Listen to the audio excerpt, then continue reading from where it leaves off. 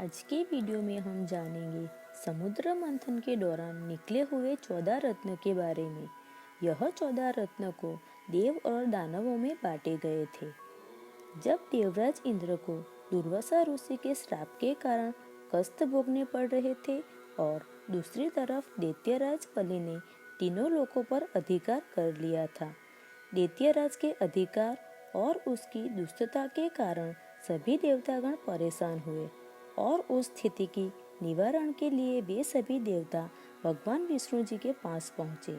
तब भगवान विष्णु जी ने देवताओं के कल्याण का उपाय समुद्र मंथन बताया और कहा कि क्षीर सागर के गर्भ में अनेक दिव्य पदार्थों के साथ साथ अमृत भी छिपा है। इसे पीने वाले के सामने मृत्यु भी पराजित हो जाती है। इसके लिए तुम्हें समुद्र मंथन करना होगा। भगवान विष्णु के सुझाव के अनुसार इंद्र सहित सभी देवता दैत्यराज बलि के पास संधि का प्रस्ताव लेकर गए और उन्हें अमृत के बारे में बताकर समुद्र मंथन के लिए तैयार किया। समुद्र मंथन के लिए समुद्र में मंदराचल को स्थापित कर वासुकी नाग को रस्सी बनाया गया। तत्पश्चात दोनों पक्ष अमृत प्राप्ति के लिए समुद्र मंथन करने लगे। अमृत पाने की इच्छा से सभी बड़े जोश और वेग से मंथन कर रहे थे। यह लीला आदि शक्ति ने भगवान विष्णु के कच्छप अवतार और सृष्टि के संचालन के लिए रची थी। देव और दैत्यों ने मिलकर समुद्र मंथन किया तो उसमें से 14 रत्न निकले, जिनका बंटवारा देव और दैत्यों के बीच इस प्रकार हुआ। समुद्र मंथन के दौरान सबसे पहले जल का हलाहल यानी विष निकला। इस हलाहल की ज्वाला बहुत ही तीव्र थी। इस जहर की ज्वाला की तीव्रता के प्रभाव से सभी देव और दैत्य जलने लगे। तभी सभी ने मिलकर भगवान शिव जी से जहर को झेलने की प्रार्थना की। इसलिए भगवान शिव ने उस विष को अपने मुंह में भर लिया। शिव जी ने इस विष को गले में ही रखा। इसके कारण उनका गला नीला हो गया। इसलिए शिव जी को नीलकंठ भी कहा जाता है। समुद्र मंथन के दौरान दूसरा रत्न सफेद रंग का घोड़ा निकला। श्वेत रंग का उच्चश्रवा घोड़ा सबसे तेज और उड़ने वाला घोड़ा माना जाता था। यह अश्वों का राजा है। 7 मुख वाले इस अश्व को असुरों के राजा बलि ने अपने पास रख लिया। बाद में यह इंद्र के पास आ गया, जिसे तारकासुर ने इंद्र से छीन लिया था। इसके बाद तारकासुर के पराजित होने पर यह वापस इंद्र के पास आ गया। समुद्र मंथन के दौरान तीसरा रत्न ऐरावत हाथी के रूप में था। समुद्र मंथन से प्राप्त रत्नों के बंटवारे के समय ऐरावत को देव इंद्र को दे दिया गया था। 4 दांतों वाला सफेद हाथी मिलना अब मुश्किल है। ऐरावत सफेद हाथियों का राजा था। समुद्र मंथन से निकला चौथा रत्न था कौस्तुभ मणि। भगवान विष्णु ने इस मणि को धारण किया था।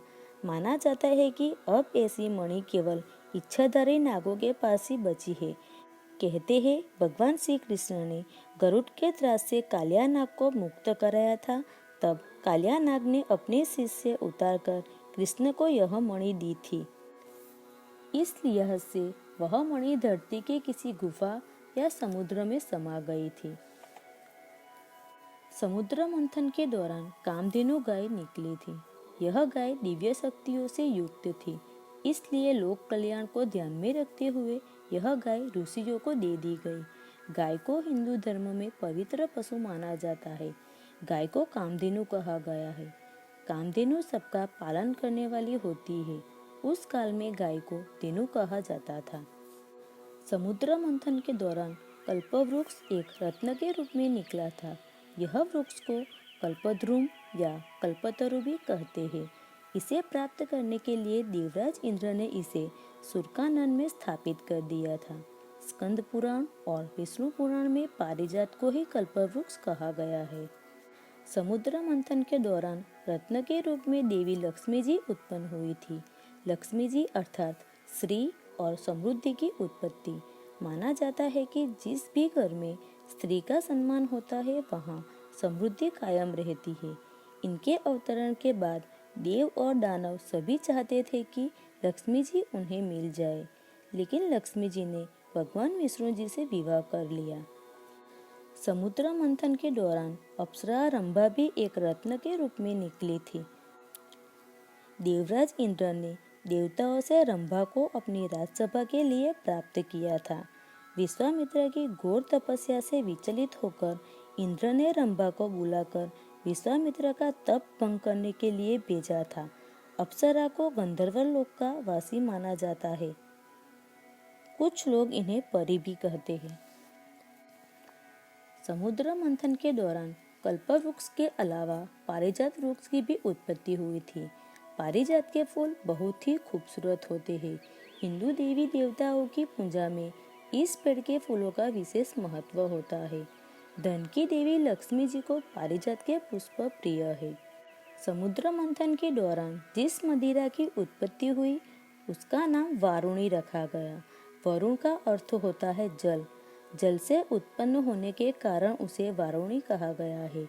वरुण नाम के एक देवता थे जो असुरों की तरफ थे। असुरों ने वारुणी को ले लिया। कदम के फूलों से बनाई जाने वाली मदिरा को भी वारुणी कहते हैं।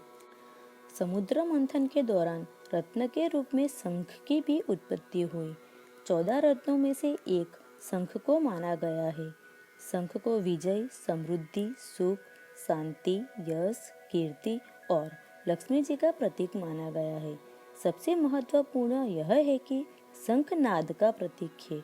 यह शंख भगवान विष्णु को समर्पित कर दिया गया, इसलिए लक्ष्मी जी और विष्णु जी की पूजा में शंख को अनिवार्य रूप से बजाया जाता है। समुद्र मंथन के दौरान चंद्रमा भी एक रत्न के रूप में निकले थे। चंद्रमा को जल का कारक ग्रह इसलिए कहा जाता है कि क्योंकि इनकी उत्पत्ति समुद्र मंथन के दौरान जल से ही हुई थी। इनकी प्रार्थना पर भगवान शिव ने इन्हें अपने सिर पर स्थान दिया था। ब्राह्मणों, क्षत्रियों के कई गोत्र होते हैं। उनमें चंद्र से जुड़े कुछ गोत्र नाम है, जैसे चंद्रवंशी। पौराणिक संदर्भों के अनुसार चंद्रमा को तपस्वी अत्रि और अनसुया की संतान बताया गया है। समुद्र मंथन के दौरान धन्वंतरी प्रकट हुए थे।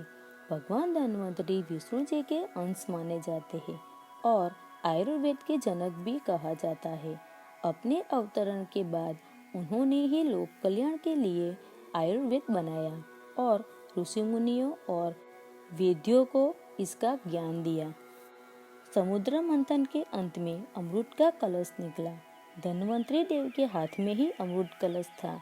देवताओं और दैत्यों के बीच अमृत बंटवारे को लेकर जब झगड़ा हो रहा था, बाद में विष्णु जी ने मोहिनी का रूप धारण कर अमृत को देवताओं में बांटा। राहु ने छल से अमृत का पान कर लिया। क्रोधित होकर भगवान विष्णु ने अपने चक्र से उसका सिर काट दिया था। इसी राक्षस के शरीर के दो हिस्से राहु और केतु कहलाते हैं।